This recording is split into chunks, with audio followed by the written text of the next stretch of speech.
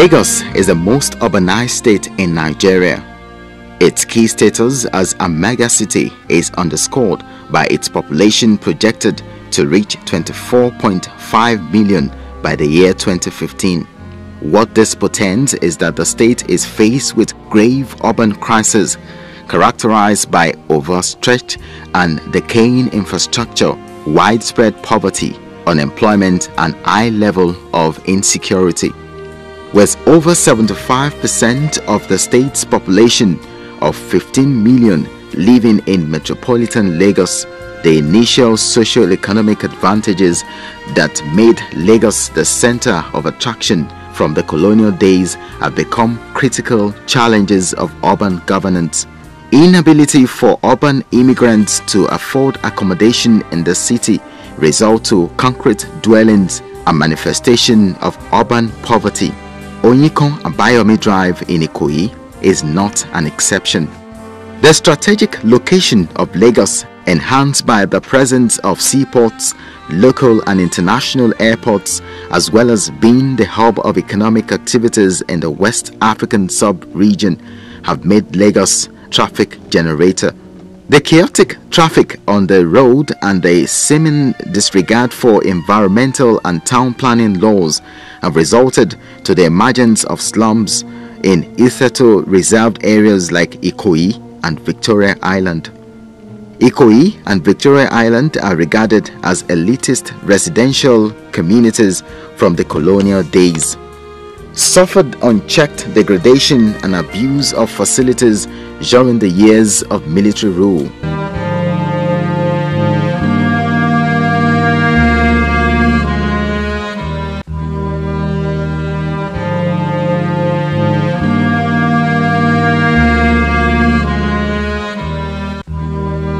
These became manifested in illegal conversion of properties from residential to commercial use. This placed undue pressure on inadequate infrastructure like roads, drainage, water and electricity.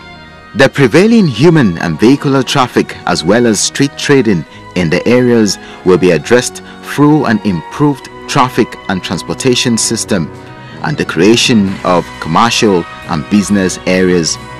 The nature too suffered in this neglect as trees providing shades in the areas were felled while recreational parks were turned to concrete jungles.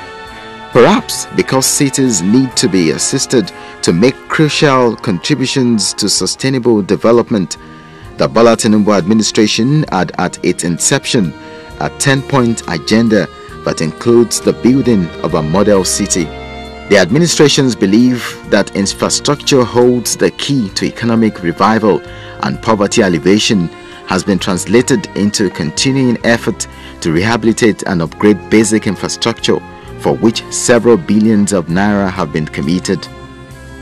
The need to establish a model city within Ikoyi, Victoria Island, that would be based on sustainable development through multi-sectoral approach, including private sector participation, was informed by the government's desire to redress past neglect.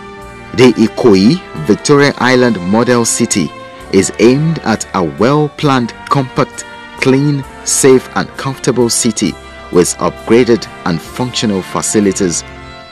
The Model City project covers the Old Ikoyi, Parkview Estate, Dolphin Schemes, Osborne Road and Banana Island schemes. Covering an area of 2,183 hectares, the proposed city also includes city bricks and country layout, Onikoyi Chieftaincy family layout, and the Victoria Island annex. The emerging city, spread over different densities, is expected to be complemented by mixed-use development and round-the-clock activities along designated corridors. Because the project intends to encourage mixed residential and commercial development, it has an inbuilt mechanism to cope with envisaged increased population. The project also aims to attract and encourage investors and developers by upgrading available facilities and making them functional. No one will deny that a project of this magnitude requires concerted action by local authorities, government agencies, civil society actors and other stakeholders. It also requires creation of an environment conducive for human habitation and efficient operations of enterprises and institutions that can withstand the demands of an increasing cosmopolitan area. While the local councils will be involved in areas related to their statutory functions, the government hopes to increase the housing stocks in the area by permitting high-rise residential buildings in designated areas. These include Gerald and Bodilon Roads and Glover Street. To further arrest the deteriorating environmental values in the area, a zero tolerance of across roads banners and wall bills will be enforced. Similarly, Okada riding as a means of transportation will be banned. Property owners are expected to paint their structures every 5 years, while adequate legislation have been put in place to check dirty habits. The Ikoyi Victoria Island Model City project also hopes to benefit the dead, as the Ikoyi Cemetery and the project area will be given a facelift.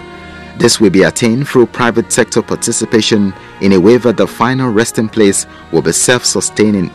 The divine intervention from above seeking by this statue on the unfavorable environment is just around the corner.